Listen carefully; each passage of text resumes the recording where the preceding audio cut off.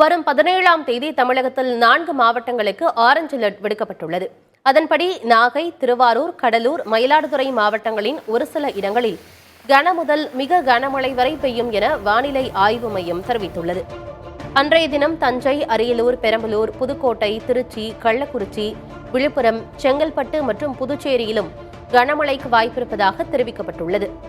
தமிழகத்தின் ஓரிரு இடங்களில் இன்றும் நாளையும் லேசானது முதல் மிதமானது வரையிலான மழை பெய்யும் என வானிலை ஆய்வு மையம் கூறியுள்ளது.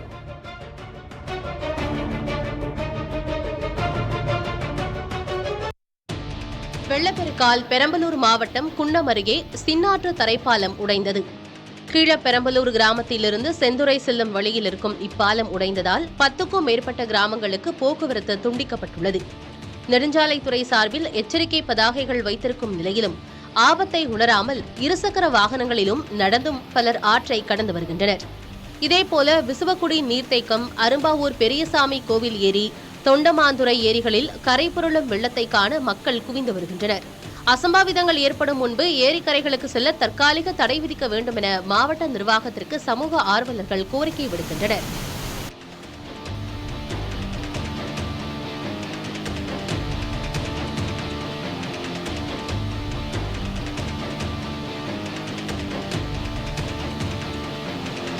தனது அரசின் தோல்விகளில் இருந்து மக்களை திசை திருப்பும் நோக்கத்தில் நேருவை பிரதமர் மோடி விமர்சித்து வருவதாக காங்கிரஸ் குற்றம் சாட்டியுள்ளது.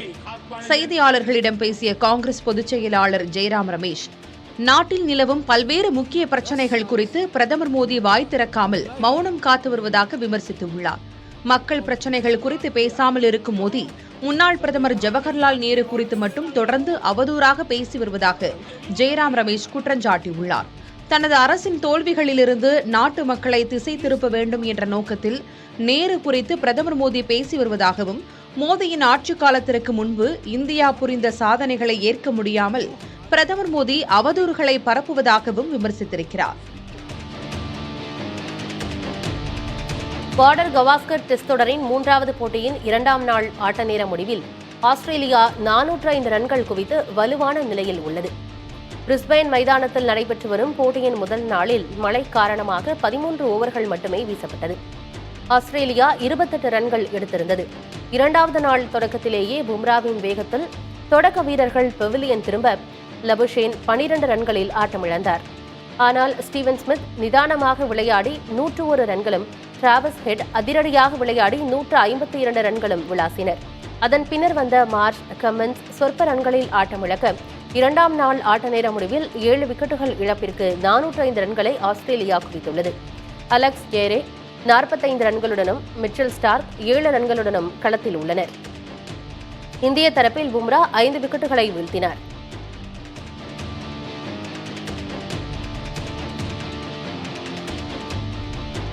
இந்தியாவுக்கு எதிரான 3வது டெஸ்ட் போட்டியில் சதம் விளாசியதன் மூலம் ஸ்டீவன் ஸ்மித் பல்வேறு சாதனைகளுக்கு சொந்தக்காரராகியுள்ளார்.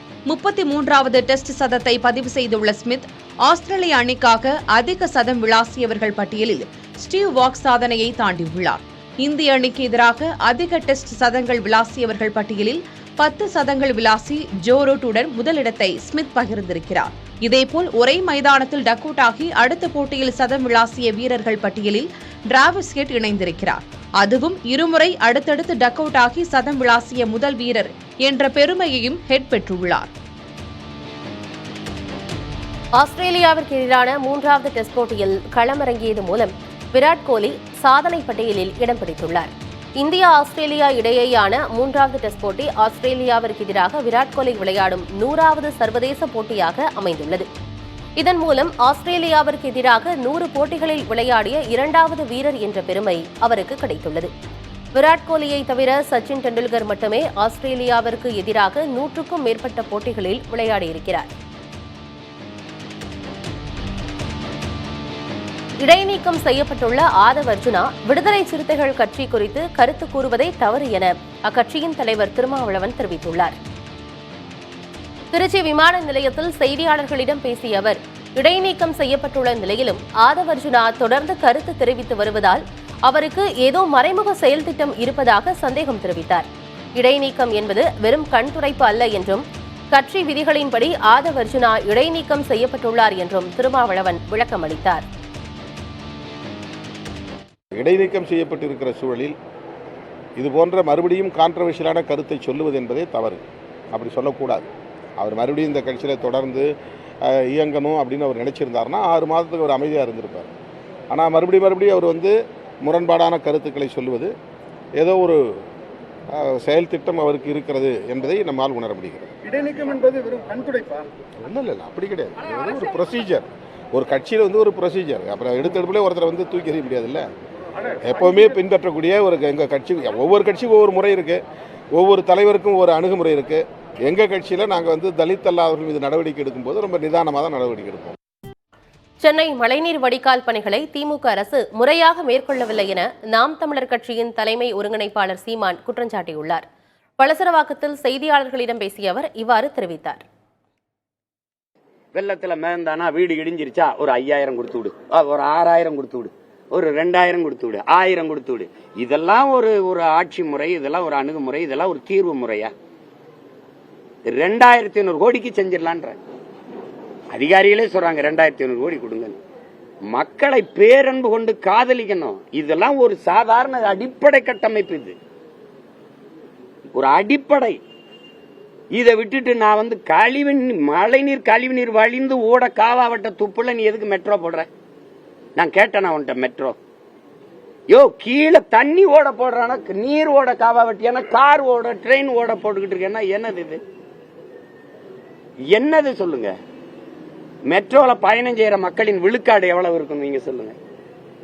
எல்லார் வீட்லயும் கார் இருக்கு, அது போக அரசு போக்குவரத்து இருக்கு, அது போக தொடர் வண்டி, ஏற்கனவே ட்ரெயின் இருக்கு, அது போக தானி இருக்கு.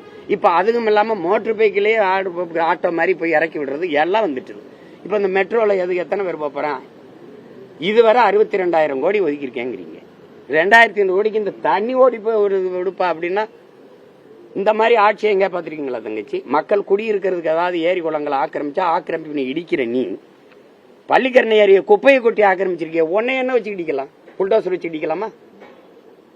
எந்த அறிஞன் செய்வான்? எந்த அறிவாளி செய்வான்? மூளைங்கிற உறுப்பு இருக்கிறவனா செய்வானா? பள்ளிக்கரணை ஏரிய குப்பையை கொட்டி மூடுவானா? யாருமே கேள்வி கூடாதா உங்களை? மக்காச்சோளம் நல்ல விளைச்சல் கண்டுள்ள நிலையில் நல்ல விலைக்கு கொள்முதல் செய்யப்படுவதால் தேனி மாவட்டம் போடி பகுதி விவசாயிகள் மகிழ்ச்சியடைந்துள்ளனர். மீனாட்சிபுரம், அம்மாப்பட்டி, பத்திரகாளிபுரம், காமராஜபுரம், டொம்புச்சேரி உள்ளிட்ட பகுதிகளில் 10,000 ஏக்கருக்கு மேல் மக்காச்சோளம் சாகுபடி செய்யப்பட்டுள்ளது. மக்காச்சோளம் நல்ல விளைச்சல் கண்டு பத்திரகாளிபுரம், டொம்புச்சேரி பகுதியில் ஏக்கருக்கு 32 குவிண்டால் வரை கிடைத்து வருகிறது. பாப்கார்ன், சத்துமாவு தயாரிப்பிற்காகவும் கால்நடை தீவனத்திற்காகவும் பல்வேறு நிறுவனங்கள் மொத்தமாக மக்காச்சோளத்தை கொள்முதல் செய்கின்றன. கடந்த ஆண்டு மக்காச்சோளம் குவிண்டால் 2,400 ரூபாய் வரை விலை போனது. தற்போது குவிண்டால் 2,600 ரூபாய் வரை விலை போவதால் விவசாயிகள் மகிழ்ச்சியடைந்துள்ளனர்.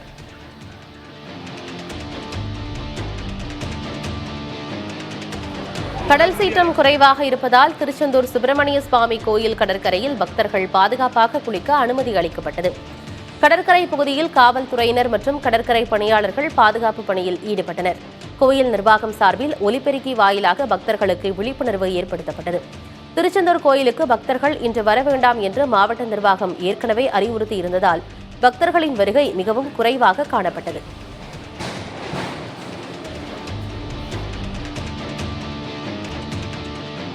ஏர்டெல் நிறுவனம் தனது வாடிக்கையாளர்களுக்கு வியப்பூட்டும் புதிய திட்டம் ஒன்றை அறிமுகப்படுத்தியுள்ளது. அதன்படி 398 ரூபாய் என்ற திட்டத்தை தேர்வு செய்வதன் மூலம் வாடிக்கையாளர்கள் டிஸ்னி பிளஸ் ஹாட்ஸ்டாரை இலவசமாக பயன்படுத்தலாம் என்று தெரிவிக்கப்பட்டுள்ளது. ஜியோ சினிமா நிறுவனம் ஹாட்ஸ்டாருடன் இணையவிருக்கும் நிலையில் ஏர்டெல் நிறுவனத்தின் இந்த திட்டம் கவனத்தை ஈர்த்திருக்கிறது. கடந்த ஜூலை மாதம் ஜியோ, ஏர்டெல், வோடபோன், ஐடியா போன்ற நிறுவனங்கள் தங்களின் ரீசார்ஜ் திட்டங்களின் விலையை உயர்த்திய காரணத்தால் பல வாடிக்கையாளர்கள் வெளியேறியதாக கூறப்பட்டது. அந்த வகையில் அவர்களை மீண்டும் தங்கள் பக்கம் கொண்டுவர இந்த நிறுவனங்கள் பல கட்ட நடவடிக்கைகளில் இறங்கியுள்ளன. இளையோருக்கான மகளிர் ஆசிய கோப்பை ஹாக்கி தொடரின் இறுதிப் போட்டியில் இந்தியா, சீனா அணிகள் இன்று பல பரீட்சை நடத்துகின்றன. 21 வயதிற்கு உட்பட்டோருக்கான மகளிர் ஆசிய கோப்பை தொடர் ஓமன் தலைநகர் மஸ்கட்டில் நடைபெற்று வருகிறது. இதில் அரையிறுதி ஆட்டத்தில் ஜப்பானை வீழ்த்தி இந்திய அணி இறுதிப் போட்டிக்குள் நுழைந்தது. மற்றொரு அரையிறுதி ஆட்டத்தில் தென்கொரியாவை வீழ்த்தி சீன அணியும் இறுதி சுற்றுக்கு சென்றது. இந்நிலையில் இந்தியா சீனா அணிகள் மோதும் இறுதியாட்டம் இன்று இரவு 8:30 மணிக்கு நடைபெறவுள்ளது.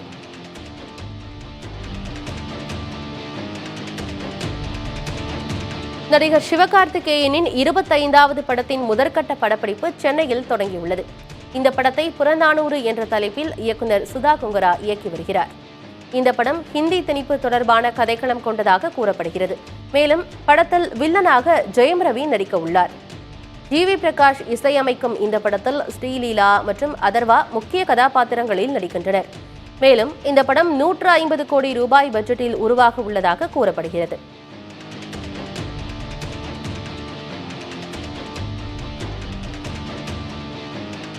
கிறிஸ்துமஸ் சீசன் தொடங்கிய நிலையில் ஸ்கேட்டர்களை மகிழ்விப்பதற்காக பாரிஸில் மாபெரும் உட்புற ஐஸ் ஸ்கேட்டிங் தளம் திறக்கப்பட்டுள்ளது. 32,000 சதுர அடி கொண்ட இந்த ஸ்கேட்டிங் தளம் உலகிலேயே மிகப்பெரியது என்று கூறப்படுகிறது. அடுத்த ஆண்டு ஜனவரி 8ஆம் தேதி வரை அனைவரும் இங்கு வரலாம் என்றும் அதன் பிறகு இந்த தளம் அகற்றப்படும் எனவும் தெரிவிக்கப்பட்டுள்ளது. இதில் பங்கேற்க பெரியவர்களுக்கு 30 யூரோக்களும் சிறியவர்களுக்கு 18 யூரோக்களும் வசூலிக்கப்படுகிறது.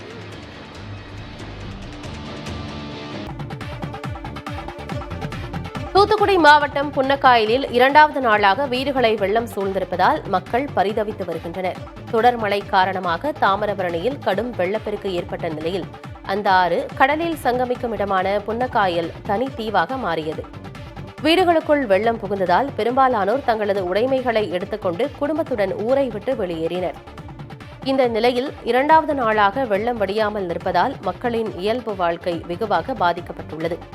வெள்ள நீரை வெளியேற்ற மாவட்ட நிர்வாகம் விரைந்து நடவடிக்கை எடுக்க வேண்டும் என கிராம மக்கள் வலியுறுத்தியுள்ளனர். தஞ்சாவூர், அரியலூர் உள்ளிட்ட பகுதிகளில் கனமழையின் காரணமாக விளைநிலங்களில் தண்ணீர் புகுந்ததால் விவசாயிகள் வேதனை அடைந்தனர். அரியலூர் மாவட்டம் தூத்தூர், வைப்பூர், குருவாடி, கோமான் ஆகிய கிராமங்களில் உள்ள விளைநிலங்கள் குளம் போல் காட்சியளிக்கின்றன. ஆனைவாரி ஓடை வழியே வெள்ள நீர் உட்புகுந்ததால் கடும் இழப்பு ஏற்பட்டுள்ளதாக விவசாயிகள் கண்ணீர் வடிக்கின்றனர். கடலூர் மாவட்டம் ஸ்ரீமுஷ்ணம் அருகே மதக்களிர் மாணிக்கம், எசனூர், ஆத்தூர் உள்ளிட்ட பகுதிகளில் பயிரிடப்பட்ட சம்மங்கி பூச்செடிகள், நெற்பயிர்களை வெள்ள நீர் வாரி சுருட்டியது. வாழை விவசாயமும் அடியோடு பாதிக்கப்பட்டுள்ளது.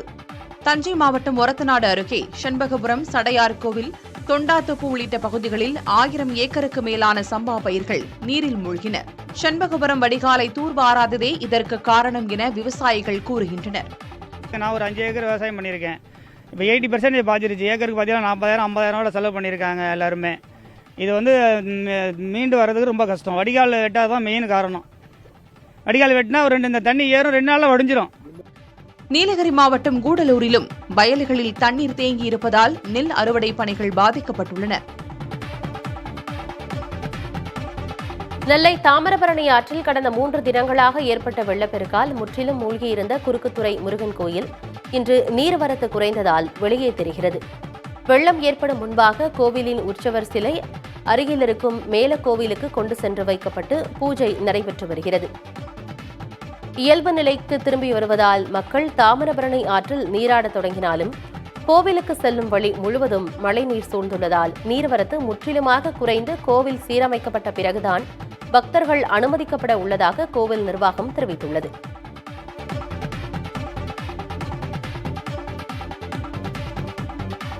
திருவாரூர் மாவட்டத்தில் கனமழை காரணமாக மாவட்டம் முழுவதும் 25,000 ஏக்கர் சம்பா பயிர்கள் நீரில் மூழ்கியுள்ளன. திருநெய்ப்பேர், திருவீழி மிளலை, அன்னதானபுரம், கதிராமங்கலம், புத்தன்கோட்டகம், சித்தமல்லி உள்ளிட்ட பகுதிகளில் கனமழையால் விளைநிலங்களை வெள்ளம் சூழ்ந்துள்ளது. இதனால் சம்பா பயிர்கள் கடும் சேதங்களை சந்தித்துள்ளன. 25,000 ஏக்கர் பரப்பளவில் சம்பா பயிர்கள் தலை சாய்ந்துள்ளதால் விளைச்சல் கடுமையாக பாதிக்கும் என தெரிவிக்கின்றனர். 1 ஏக்கருக்கு 30,000 ரூபாய் வரை செலவு செய்து நன்கு வளர்ந்த முதிர்ந்த பயிர்கள் சாய்ந்துவிட்டதால் உரிய கணக்கெடுப்பு நடத்தி நிவாரணம் வழங்க வேண்டும் என விவசாயிகள் வலியுறுத்தியுள்ளனர்.